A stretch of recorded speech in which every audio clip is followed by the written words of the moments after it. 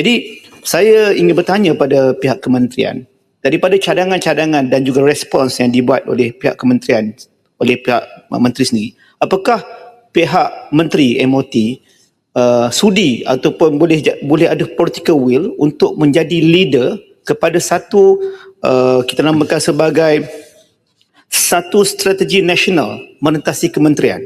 Sebab tadi pihak menteri beritahu melibatkan mak ayah, definitely akan melibatkan Kementerian Keluarga, melibatkan anak muda, KBS. Rentut, panjang sangat. Jadi apakah ia dapat dijadikan sebagai satu strategi nasional untuk kita menyelesaikan masalah ini, terutama sekali kerana dia melibatkan behavioral science yang amat mendesak. Terima kasih. Baik.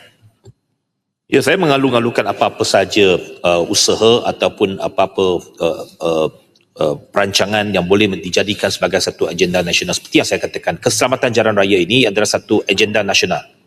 Ia merentasi parti, merentasi politik, merentasi kementerian dan memerlukan bukan saja political will tetapi the whole society will.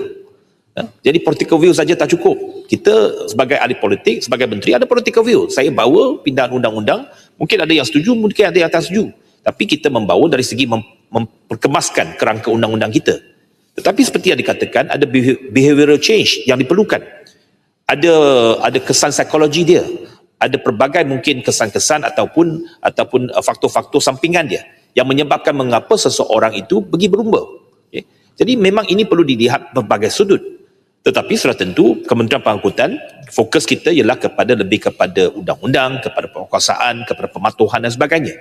Jadi apabila kalau ada mana-mana pihak, ada usaha, dan sudah tentu Kementerian Pengangkutan akan setuju untuk bersama-sama untuk menyokong usaha itu dan memainkan peranan kita.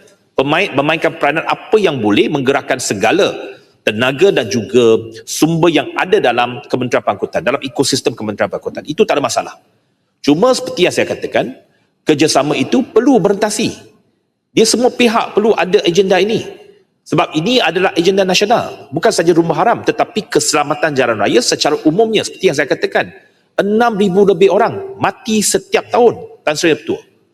Kalau ini tak menyedarkan masyarakat bahawa ini adalah satu malapetaka yang besar kepada negara kita setiap tahun, jadi ini perlu difahami oleh rakyat.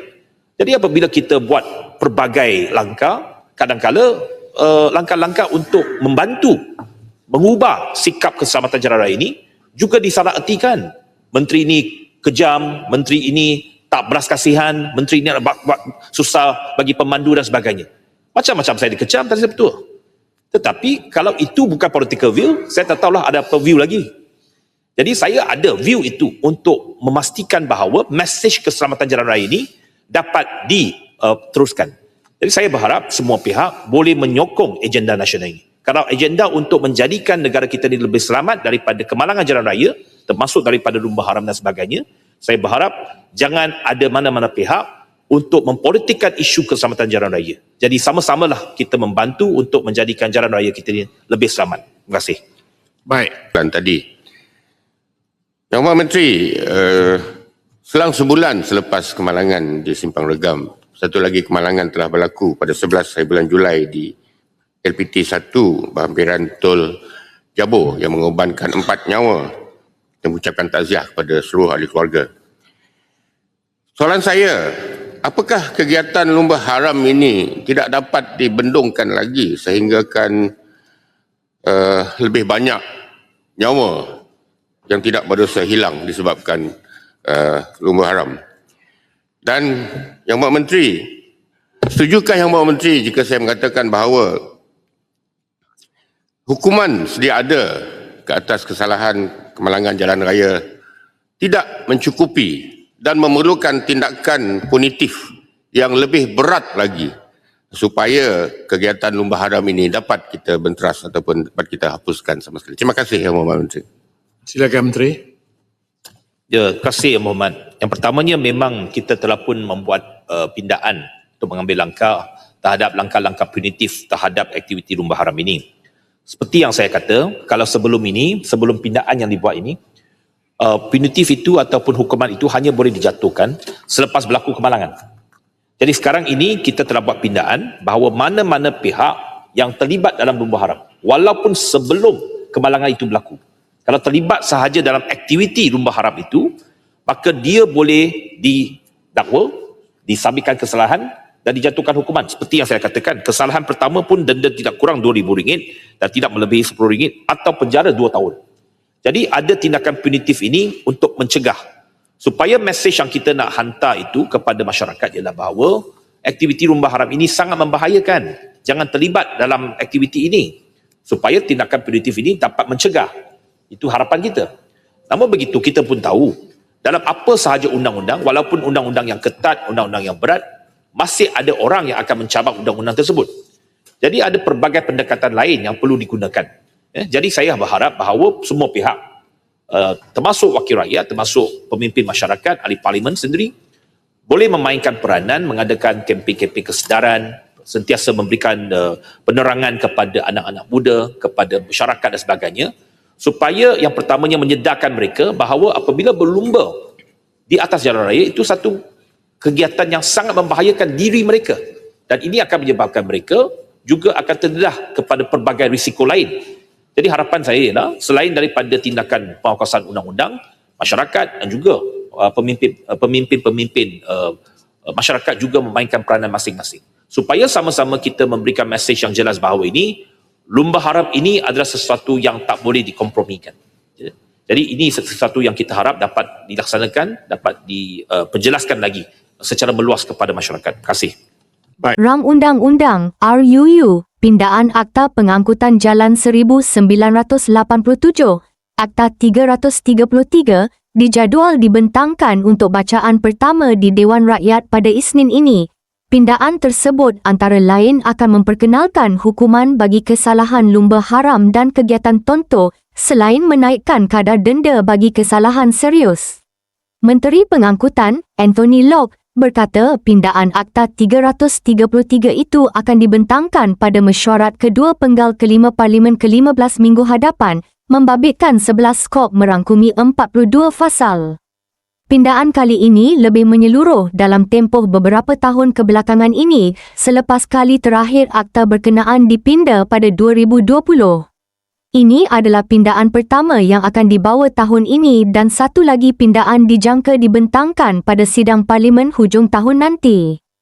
Pindaan kedua itu akan memberi fokus kepada cadangan mekanisme pampasan kepada mangsa kemalangan membabitkan pemandu mabuk, pemandu positif dadah atau pemanduan melulu bagi memastikan keadilan kepada mangsa, katanya semasa taklimat khas media berhubung rang Undang-Undang Pengangkutan Jalan, Pindaan 2025 di sini hari ini. Tambah beliau, cadangan pindaan itu juga sudah melalui proses penelitian Jawatankuasa Pilihan Khas Parlimen yang membabitkan wakil kerajaan dan pembangkang sebelum dimuktamadkan untuk dibentangkan di Dewan Rakyat. Saya jemput Joran Tut. Bismillahirrahmanirrahim. Assalamualaikum warahmatullahi dan salam sejahtera. Terima kasih Tan Sri Ketua, terima kasih Yang Berhormat Menteri. Seperti mana respons daripada pihak Menteri berkenaan dengan cadangan-cadangan yang telah pun ahli parlimen bawa sewaktu kita membahaskan Akta Pengangkutan Jalan 1987 Pindaan 2026 yang focusing kepada to curb ataupun untuk menyelesaikan masalah lumba haram ini. Permasalahan yang sama juga dihadapi oleh negara Jerman, yang di mana kalau dilihat pakar psikologi trafik mengatakan yang pelumba haram ni yang Berhormat Menteri, mereka ni ada parallel world. Dia kalau tak lumba dia bawa motor okey, dia bawa kereta okey, tapi bila masuk rejim lumba dia berubah dia punya behavior dia. Dan ia dibuat satu kajian sains tentang perubahan sikap yang di mana kebanyakan daripada kita pun begitu. Mereka tidak ada banyak rekod kesalahan, tetapi bila masuk hari Sabtu malam Ahad dia berubah sebab dia bersama dengan geng-geng dia. Jadi saya ingin bertanya pada pihak kementerian, daripada cadangan-cadangan dan juga respons yang dibuat oleh pihak kementerian, oleh pihak menteri sendiri, apakah pihak menteri MOT sudi ataupun boleh ada political will untuk menjadi leader kepada satu kita namakan sebagai satu strategi nasional menentasi kementerian? Sebab tadi pihak menteri beritahu melibatkan mak ayah, definitely dia akan melibatkan Kementerian Keluarga, melibatkan anak muda, KBS. Rentut panjang sangat. Jadi apakah ia dapat dijadikan sebagai satu strategi nasional untuk kita menyelesaikan masalah ini, terutama sekali kerana dia melibatkan behavioral science yang amat mendesak. Terima kasih. Baik. Ya, saya mengalu-alukan apa-apa saja usaha ataupun apa-apa perancangan yang boleh dijadikan sebagai satu agenda nasional. Seperti yang saya katakan, keselamatan jalan raya ini adalah satu agenda nasional. Ia merantasi parti, merantasi politik, merantasi kementerian dan memerlukan bukan saja political will tetapi the whole society will. Jadi political will saja tak cukup. Kita sebagai ahli politik, sebagai menteri ada political will. Saya bawa pindahan undang-undang, mungkin ada yang setuju, mungkin ada yang tak setuju. Tapi kita membawa dari segi memperkemaskan kerangka undang-undang kita. Tetapi seperti yang dikatakan, ada behavioral change yang diperlukan. Ada kesan psikologi dia. Ada pelbagai mungkin kesan-kesan ataupun faktor-faktor sampingan dia yang menyebabkan mengapa seseorang itu pergi berlumba. Okay? Jadi memang ini perlu dilihat berbagai sudut. Tetapi sudah tentu Kementerian Pengangkutan fokus kita ialah lebih kepada undang-undang, kepada penguasaan, kepada pematuhan dan sebagainya. Jadi apabila kalau ada mana-mana pihak, ada usaha, dan sudah tentu Kementerian Pengangkutan akan setuju untuk bersama-sama untuk menyokong usaha itu dan memainkan peranan kita. Memainkan peranan apa yang boleh menggerakkan segala tenaga dan juga sumber yang ada dalam Kementerian Pengangkutan, dalam ekosistem Kementerian Pengangkutan. Itu tak ada masalah. Cuma seperti yang saya katakan, kerjasama itu perlu berentasi. Dia semua pihak perlu ada agenda ini. Sebab ini adalah agenda nasional. Bukan saja rumah haram, tetapi keselamatan jalan raya secara umumnya. Seperti yang saya katakan, 6,000 lebih orang mati setiap tahun. Tan Sri Ketua. Kalau ini tak menyedarkan masyarakat bahawa ini adalah satu malapetaka yang besar kepada negara kita setiap tahun, jadi ini perlu difahami oleh rakyat. Jadi apabila kita buat pelbagai langkah, kadang-kala langkah-langkah untuk membantu mengubah sikap keselamatan jalan raya ini juga disalahertikan. Menteri ini kejam, menteri ini tak belas kasihan, menteri ini buat susah bagi pemandu dan sebagainya. Macam-macam saya dikecam, tak betul. Tetapi kalau itu bukan political view, saya tak tahulah ada apa view lagi. Jadi saya ada view itu untuk memastikan bahawa mesej keselamatan jalan raya ini dapat diteruskan.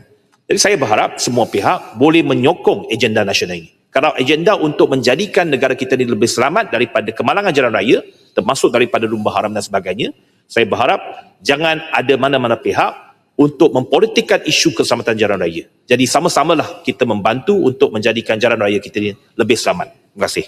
Kerajaan mengambil langkah paling tegas dalam sejarah penguatkuasaan jalan raya apabila memperkenalkan kesalahan khusus terhadap lumba haram dan kegiatan tonto menerusi rang Undang-Undang Pengangkutan Jalan Pindaan 2026. Menteri Pengangkutan Anthony Locke berkata, Seksyen Baharu 42AA diwujudkan bagi membolehkan tindakan terus diambil terhadap individu yang berlumba atau menduga kelajuan di jalan awam tanpa perlu menunggu sehingga berlakunya kemalangan atau kehilangan nyawa. Pesalah kali pertama boleh dikenakan denda antara RM2,000 hingga RM10,000 atau penjara sehingga 2 tahun, manakala pesalah berulang berdepan denda sehingga RM20,000 dan penjara maksimum 5 tahun, katanya ketika membentangkan RUU Pengangkutan Jalan Pindaan 2026 bacaan kali kedua di Dewan Rakyat hari ini. Pada masa sama, kerajaan turut memperkenalkan Seksyen Baharu 110B bagi membanteras kegiatan tonto yang selama ini menjadi ancaman kepada operasi penguatkuasaan. Mana-mana individu yang menghalang, mengekori, mengganggu atau menyebarkan maklumat operasi penguatkuasaan boleh dikenakan denda sehingga RM50,000 atau penjara sehingga 5 tahun, katanya.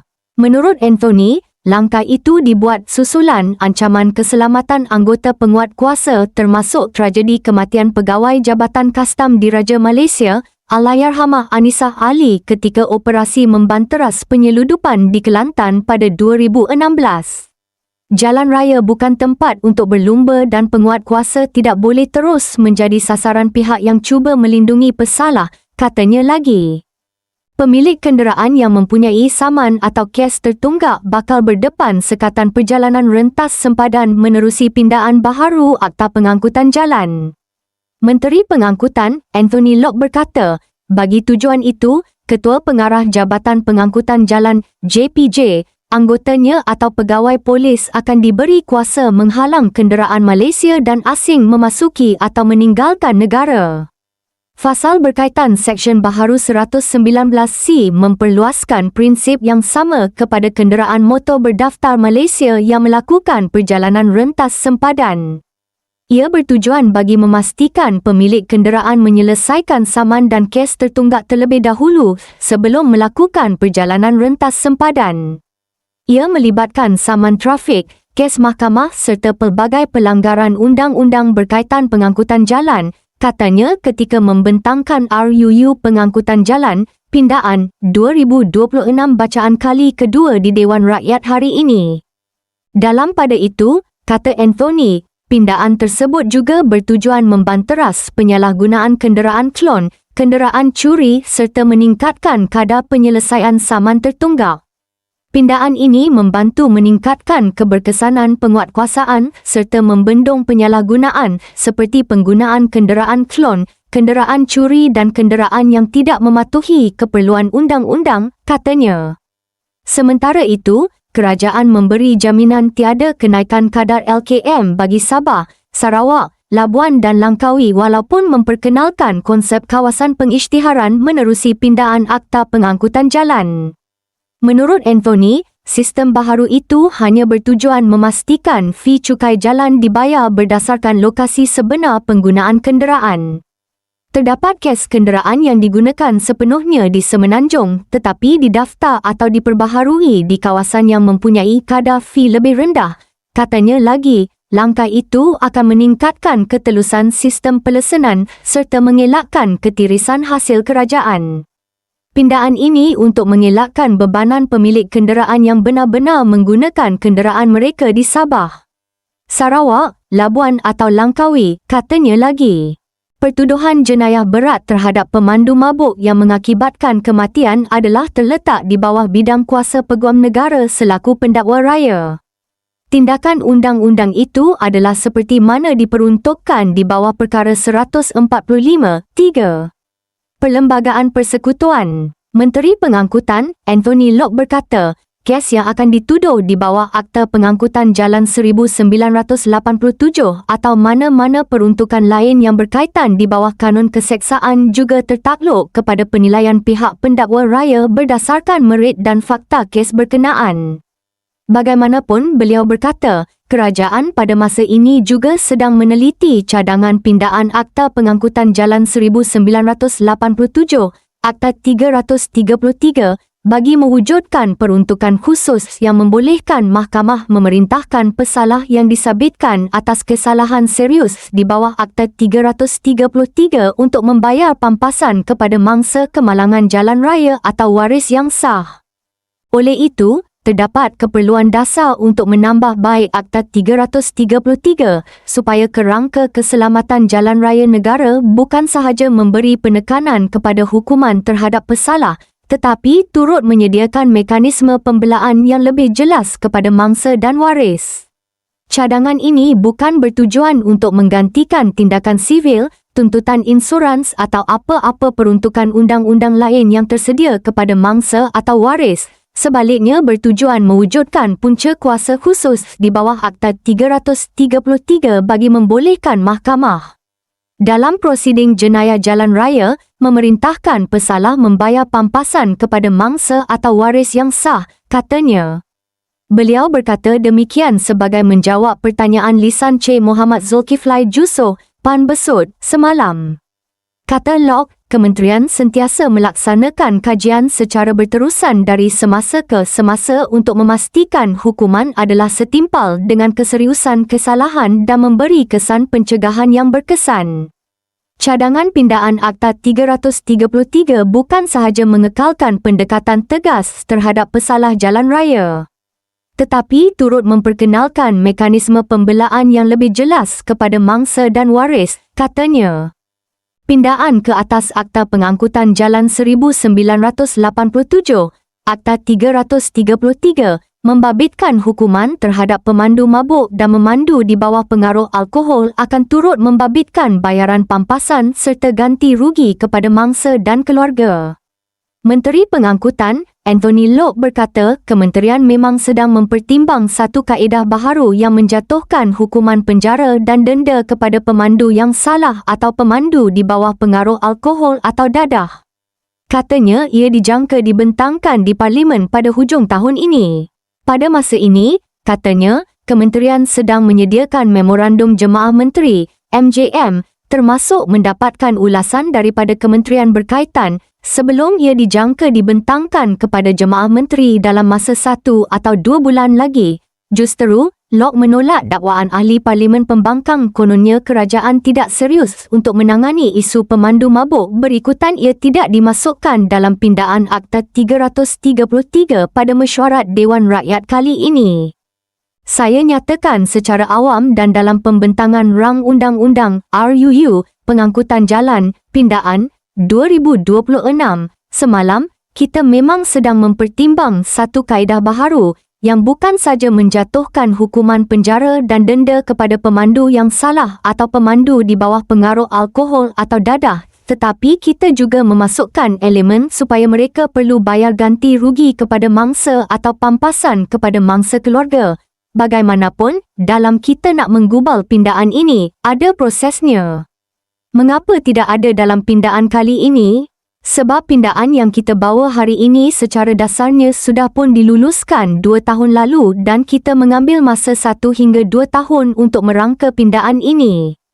Jadi, apabila kita mahu memasukkan satu lagi pindaan, proses penggubalan itu perlu kembali kepada asalnya, iaitu kita perlu mendapatkan kelulusan dasar daripada jemaah menteri, kemudian baru boleh kita draft pindaan itu dalam bentuk RUU oleh Jabatan Peguam Negara. Komitmen dan hala tuju kita adalah membawa satu lagi pindaan Akta Pengangkutan Jalan pada hujung tahun ini, iaitu pada persidangan kali ketiga. Jadi bukannya kita tidak serius dan kita tidak pernah seserius ini, katanya pada sesi penggulungan RUU Pengangkutan Jalan Pindaan 2026 di Dewan Rakyat hari ini. Terdahulu, ketika perbahasan RUU itu, beberapa ahli Parlimen Pembangkang mempersoalkan mengapa peruntukan berkaitan pemandu mabuk tidak dimasukkan dalam pindaan RUU berkenaan dan mendakwa kerajaan tidak serius untuk menangani masalah itu. Sementara itu, Loke menjelaskan cadangan kenaikan kadar kompaun daripada RM300 kepada RM500 bagi kesalahan jalan raya tidak bermaksud semua kesalahan akan dikenakan kadar itu kerana ia adalah had maksimum.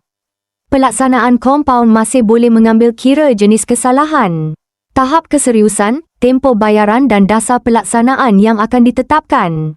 Kenaikan ini bukan bertujuan menambah hasil kerajaan, sebaliknya adalah meningkatkan pematuhan.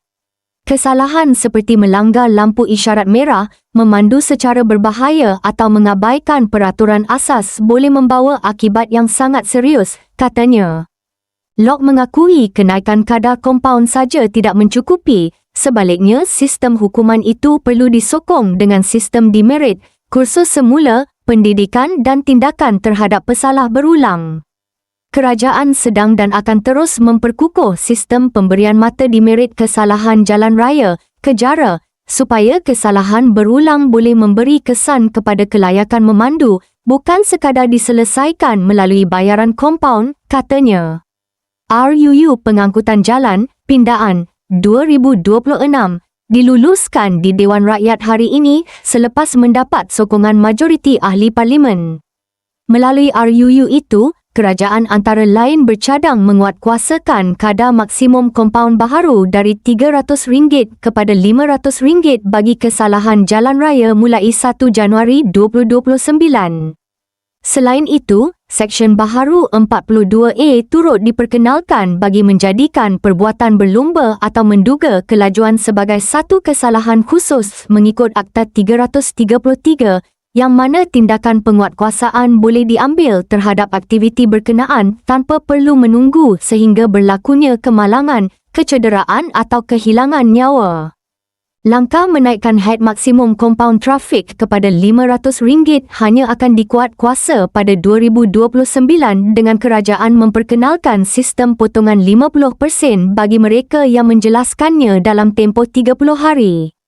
Menteri Pengangkutan, Loke Siew Fook, berkata tempoh peralihan yang panjang itu sengaja diberikan bagi memberi ruang kepada masyarakat meningkatkan kesedaran dan mengubah sikap pemanduan masing-masing.